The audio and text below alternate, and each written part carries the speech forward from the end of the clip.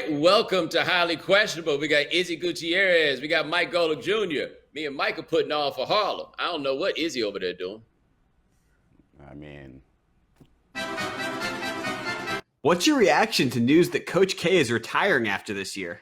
This looked like a Roger Murtaugh special right here. He is too old for this stuff. That was basically the tenor when Roy Williams said that he was retiring in North Carolina. This whole recruiting landscape and everything about college basketball has changed. The players being able to transfer in ways they had not been able to before. And now you're not just recruiting against other schools. You're recruiting against multiple leagues that are offering actual over-the-table money for you to get players that, if you're lucky and they're really good, might stay for all of 2 years. If you're Mike Krzyzewski and you have accomplished literally everything there is to accomplish, and you are probably the best college basketball coach since John Wooden, 1986 through 1994, probably the best post-Wooden run of college basketball coaching that anybody has had. 7 Final Fours in 9 years and 2 national championships. Yeah, you look around and you see what's going on here. Why am I still here? Why am I still doing this? What is left for me? Because this is going to be more stressful than it's ever been before. So I am not surprised to hear that he is deciding that he is going to retire. And now we will get a victory tour of Mike Krzyzewski, where he will go all around the country and everybody will say how much they love him. And those of us who grew up in an age where Duke was absolutely detestable are just going to be like, good job. Good job. And we'll get to see all those faces that were the ones being detested probably make a lot of appearances along this run. So everyone will feel good about that. But, Bo, you're right. And this comes for a coach who had already kind of made the shift that he thought was necessary, right? Starting to bring more one-and-done players into the situation in the last few years. But you look at this now, this seems to be even more incentive, that rocky landscape underneath the feet of everyone in college basketball and college football to a lot of extent. But in basketball especially, this seems like even more impetus to go ahead and get rid of that one-and-done rule, right? Because you're going to have to, in college basketball, I think, start catering very specifically to a certain crowd of players who you know are going to stick around for a little bit longer, because if not, all of this agency, which I love for players, is certainly going to be something that I think drives away more and more coaches from this era. so I've long wondered what it was that was going to pull Coach K away from Duke. If it wasn't sort of the lure of the NBA, if it wasn't Kobe Bryant specifically trying to get him out of there to coach the Lakers, if it wasn't sort of the appeal of coaching the national team and how coaching those NBA stars might lure him to coach the NBA again, what was it going to be? Because it wasn't going to be a better coaching job, and at least not in college. And the way Bo explains it, it seems like it's perfectly correct, right? Because there are so many things that are changing about the sport. And if it were to stay exactly the same, I could see Coach K doing this forever, for another 20 years or so. But with so many different things tugging at you, mostly the appeal of the other leagues, the guys playing in G leagues, playing overseas, wherever they are, it's just like, I don't really have an advantage here, even being Coach K, even being at Duke, at least not for any long extended period of time. And it's just frankly exhausting. So the payoff isn't nearly as much. So yeah, it would seem like this would be the right time. I would have hoped it would have been something else other than, yeah, this is just too difficult now. But I guess, when you see it, and it's time to go. What do you make of all the changes with the Celtics? Whoa, that happened fast and nobody quite saw it coming. So Woj bomb after Woj bomb after Woj bomb. Danny Ainge has resigned as the head of basketball operations in Boston, and in his stead will be Brad Stevens, who used to be the head coach of the Celtics. And then we're hearing that maybe, just maybe, the Celtics are looking at Lloyd Pierce and Jason Kidd to maybe be a head coach, though I saw somewhere that Jim Boylan may be a candidate to be a head coach, which tells me that Brad Stevens would not really want to actually have this job because Jim Boylan would get everybody fired. I don't quite know what to make of this, right? I don't quite know what assessment to make of the Stevens tenure or the Ainge tenure. For me, Danny Ainge is going to be the guy that, yes, got the 17th championship because Kevin Garnett and Ray Allen looked at each other and said, I'll go to Boston if you go, but you better go. But then had the chance, after getting Kevin Garnett and Paul Pierce out of there and getting a haul of draft picks from the Nets for that, he kept sitting on the picks, hoping it would turn into something big. And the biggest thing it turned into, the combination of Jason Tatum and Jaylen Brown, who are two good players, maybe even very good players. Neither is the number one on a championship team. Ainge had the chance to get a championship team together, and to me, he did not do it, which then meant Brad Stevens was coaching a team that would get to the Eastern Conference Finals, but it always felt like they should be doing more because they could get there but they didn't have the guys to actually win a championship. So I think Stevens did a good job. I think that Ainge did a good job, but it still jumps out that Ainge absolutely could have done a better one. Yeah, I think the Brad Stevens, the issue with judging him is just that, Bo. There are some people who think he's done a very good job. There's some people who think he has underachieved, but they can't place the blame fully on him because of the personnel that Danny Ainge has provided him with. So if you look at Brad Stevens and say, okay, he has done what he can. I understand the idea of maybe jumping to the front office. It's not to say he won't come back and coach. He's a young person in this business, so it's possible he could do that. So I get that, especially after these 2 seasons back to back. Danny Ainge, I believe it was time for him to go. I believe he was very underwhelming as an executive, despite winning, 2008 Executive of the Year and getting that trade, like you mentioned, for. And here's the part that I wonder if this was a final straw for Danny Ainge. The sort of re-release of that 2019 interview where he essentially said, I don't care what players think at all. The last person, by the way, former player, Danny Ainge, the last people I want to hear from is players on subjects that are political. That, to me, on a team that features Jaylen Brown, on a team that has some voices to it, Marcus Smart's another one, not something you want to hear. I don't believe that that is something that Boston players just found out about either. They've probably known about it for a couple of years, and now that it's out in the open, maybe they're standing up for themselves and saying, hey, I don't know if I want this guy representing me. So there's a lot going on there. There's a lot you can guess on. But to me, Danny Ainge's time had come. Whether Brad Stevens was going to stay there or not, 50-50. Yeah, I think the worst thing that happened to Brad Stevens was also the best thing. Like, so much time and attention paid to a guy in a spot that we know there's a limit to what you can do, especially in this league as a head coach. So do I think he's a very good head coach? Yeah, I mean, before this season, 3 of the last 4 Eastern Conference Finals trips, like, more often than not when it comes to coaching, I think you pay for proximity to the ultimate prize. But we know in a sport like basketball that's so star-driven and that you've seen the formula for success that's become clear in modern basketball of getting big stars together in one spot. Clear, the frustrating part that switches over to the Danny Ainge portion of this is just that. You were one of the first to market on the way that we build teams now, and kind of like who I would look at in some ways as his NFL counterpart in John Elway. You forgot the formula after you got it right early on in all of this, and you started neglecting the most important element to building winning teams in those 2 leagues and thinking you could go about it a different way. And so that's what I think especially complicates this is you saw exactly the way this was all going and then decided you weren't going to do it like that once you got to the top. Now, I will say this, though. This is the one what if, right? What if Kyrie Irving does not get hurt in 2019? Because that is the inflection point of all this. They traded for Kyrie. It worked. He was playing fantastically, right? They had a chance to win the East. Kyrie got hurt, and then they were still about just as good as they were before. Then he comes back, and everything went haywire from there. So I do have to give that to Ainge. He did go out there and get that star player that we are talking about. And then the whole thing imploded, and then you're left with the other what if. What if they'd made the move to get Kawhi Leonard and taken the rental that Toronto did? Because the decision not to do that looked a lot worse after Masai Ujiri pulled it off and they won a championship and said, look, we'll work the rest of this out later. They went ahead and did that. Danny Ainge somehow thought that he was going to woo Anthony Davis to come to Boston, even though Anthony Davis told anybody who would listen that he didn't want to do that. Maybe you could trade for him and make him love it, but he wasn't going to walk up there voluntarily. Is Dame's performance last night diminished at all because they lost? Okay. Damian Lillard had 55 points on 24 shots. He was 12 from 17 from three-point range and was kind enough to get 10 assists because I wouldn't have passed the ball to none of them dudes if I was hitting like this. Look at this. He's got Porter Jr. on him. Oh, I mean that's 30. Why would you ever do that? Whose idea was that? There we go. Whoa. Jokic, come on. Yo. This what all that switching gets you. That Michael Porter Jr. again? Anybody ever think about fouling in these situations, Michael Malone? I got a philosophical objection to that whole approach. And then this. Oh, God. Like what is now? Is it diminished because they lost? No, it is not diminished because they lost. It would be elevated if they had won. If they had won, we are looking at this as one of the greatest performances in the history of the playoffs.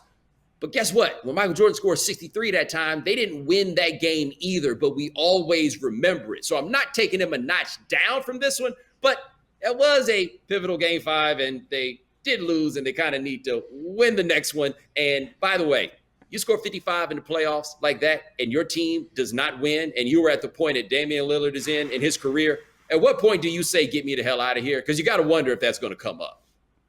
Yeah, the only reason I downgrade this is just for what you mentioned. He started passing to other dudes in that second overtime in spots where I could not, in any earthly reason, understand why you would now all of a sudden decide to put your trust in those dudes. So, no, you absolutely can't take away how this game made me feel. Like, Damian Lillard is one of those guys that if you're not watching right away when it's going on, you find out pretty quick where you need to be and when right now. Like, this guy is Thanos levels of inevitable. It seemed like every time he brings the ball up the court, you're genuinely shocked that he has the ability to list. And I think but what I think I appreciate the most about Dame, and what I think most sports fans, regardless of generation, do, is he approaches this like Spartan style. Like, this is full 300. You either come back with your shield or on it. And you know, right, wrong, or indifferent, Dame is always going to go out on that thing if push comes to shove. Shout out to the Levitar guys. I think they put up the tweet that said, would you rather watch Damian Lillard lose or Nikola Jokic win? And the answer is so overwhelmingly the former that it tells you everything you need to know about this. Well, that's just rude. That's hating when it's not necessary. But look, this is how good Damian Lillard's performance was. It made you forget, at least temporarily speaking, it made you not feel sorry for him because, man, that dude needed some help. Like, that was the definition of let him get his. Let's defend everybody else and see what happens. Because there were no double teams on Damian Lillard. They didn't even foul up 3 when he had the ball and was dancing around when they should have and put him on the line, even though Bomani has a philosophical objection. We'll get to that. But I do think that, yeah, you look at the numbers and say, in the 2 overtimes, 1 of 14 his teammates were, okay? Outside of his shooting, they were shooting 38% from the game and like 29% from 3. And I know watching another guy can sort of get you out of rhythm, but come on, you got 2 overtimes there. You've got to back this guy up when he gives you that type of performance. Wow, we're really doing this to the Nuggets, right? They did actually win the game against a guy that was this combustible, and they won. By the way, the MVP went for 38, 11, and 9. And Dame was so good, we're not even caring the littlest bit about it. Up next on HQ. This, to me, was eerily reminiscent of me sitting here before the Super Bowl thinking Patrick Mahomes could overcome the most dinged-up offensive line of all time and try and still go out there and make it happen. Like, singular greatness can only overcome so much. Highly Questionable is brought to you by Liberty Mutual Insurance. Only pay for what you need. Do any of you have the guts to bury LeBron in the Lakers? Yo, we buried him in this show. Like, Dame Lillard must have definitely been on fire. The Lakers are now down 3-2 to the Suns. They got the doors blown off in Phoenix last night, and it's only the 3rd topic on the show. We knew that if they were going to win this game, it had to be LeBron saying, hey, everybody, jump on my back, and we'll get this done. I think they were losing by 30 points at the half. And with 5 minutes left in the game, LeBron went out because, like, why would LeBron even still be in the game? You knew what time it was. Here he is talking about it. We got our kicked. I mean, it's just that simple. What's going through your mind in that fourth quarter, the first half of it, when you're sitting kind of by yourself at the end of the bench watching that? What was going through my mind was they're kicking our but at the end of the day, it's one game. I would love to bury the Lakers, right? Because if Anthony Davis isn't going to play, I don't think that they're going to win the series, right? I would even go so far as to say I wouldn't think they would win game 6. Chris Paul dinged that shoulder up again, right? We're right back to where we were on that front. Like, obviously, the most important thing in this series so far has been injuries, which is kind of whack. But it's going to be interesting to see LeBron perhaps losing in the first round for the first time in his career if they lose this one. Game 6 is going to have some tension. He just lost 2 games in a row for the first time in his career in the first round. That is crazy to think about. But yeah, this basically comes down to injuries because if Chris Paul were healthy or healthier, continuing to get healthy, you'd say, yeah, the Lakers are done here. But the Lakers buried themselves during the regular season with, again, more injuries, mostly to LeBron there, because they're in this 7th seed. Normally, you'd be able to sort of shake this off if they were the 3 or 4 seed and say, all right, they can pull this off. But now this is a really good Phoenix Suns team. It isn't just Chris Paul. He is not the head head of the snake there. He is the one who sort of gets everybody going a little bit, but they've got a lot of other talent there. So I can't predict it because of Chris Paul, and Devin Booker could have a bad game. DeAndre Ayton could have a bad game, and I do believe LeBron has that monster game left in him. But this does seem like the series that they're going to lose, and it won't be an indictment of anything at all other than Anthony Davis's ability to stay healthy. But that's not going to make the Lakers stay off of Anthony Davis, so all they got to do is round out that roster one more time and try to make another run next year, hopefully with a guy that doesn't go 0 for 9 when you need him most. Man, that Dennis Schroeder game. You have to lose faith in him if you're LeBron. I mean, you got to lose faith. That game looked like LeBron losing faith in everything and everyone around him through the course of that, right? Like, I have the guts to bury myself for believing that they could go out and do this after watching what we did early in this series, the wins, and saying, man, the Lakers and these role players are still struggling to get anything going from beyond the arc. We know the way the league works now. Like, this to me was eerily reminiscent of me sitting here before the Super Bowl thinking Patrick Mahomes could overcome the most dinged up offensive line of all time and try and still go out there and make it happen. Like, singular greatness can only overcome so much. So shame on me for going out here and just choosing to not believe everything else that I know about sports. So LeBron James at times looked like a man who was not about to spend the rest of his offseason rehabbing harder than he needed to once the Suns already sparked up that flamethrower on them early in this game. So, yeah, I don't know what to do with this series going forward, but I blame myself for choosing to forget the things that I know. I tell you this, though, if I'm Adam Silver, I give some real thought to sending in the cooler on this one. Like, have you taken a look at what the Western Conference semifinals are looking like they might be? You're going to wind up with the winner of the Clippers and the Mavericks. It looks like you're going to have the Nuggets. You're going to have the Jazz, and you might wind up with the Suns. It's a lot of mountain time zone going deep into your playoffs, guys. That is not good for anybody's money. I would send whoever was necessary to try to get the Lakers a little bit deeper into this. I'm just saying, all you guys who say this, man, small market teams don't have a chance. They seem to have all the chances in the West. It's going to make everybody go broke. Do you question if Kyrie has a good feel for how many people are rooting for the Nets?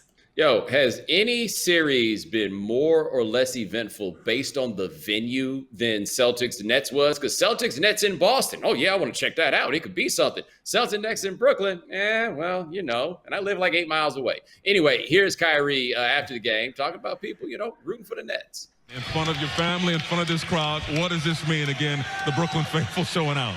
Oh, man, come on now. We uniting the whole world with this championship run. So I hope everybody with us. We uniting the whole world with this run. Stick with us. Dude, you're not even uniting New York. And to be fair, I'm not even sure that you're uniting Brooklyn. I don't even know if there's like a particular part of town that you are uniting. You wouldn't have even united New Jersey if y'all still played there. Let's go through the list, Bo. Who wouldn't be on board? Boston would not be united. I would say Cleveland would sit this one out.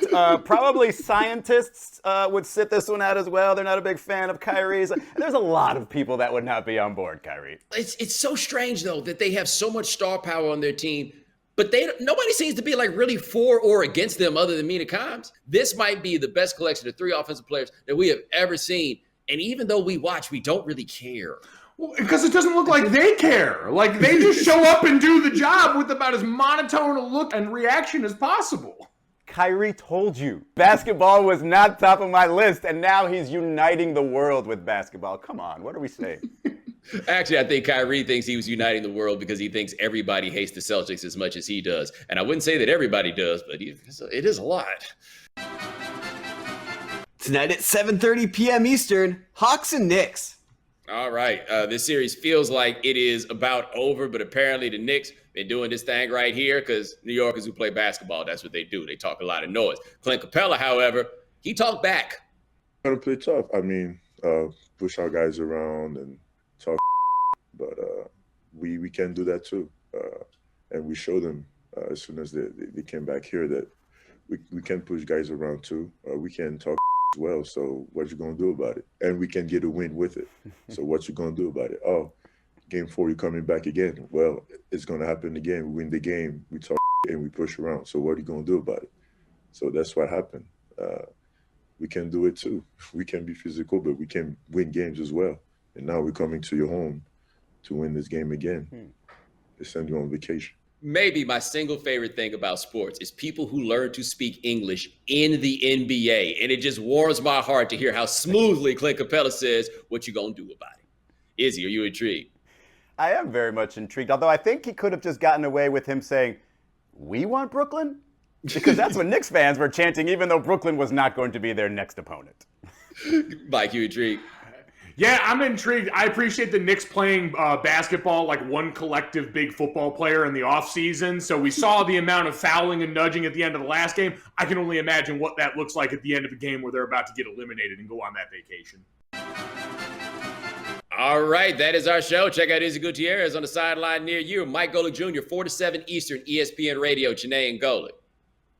Check out The Right Time with Bomani Jones, wherever you get your podcasts. And this way, I knew which time to turn.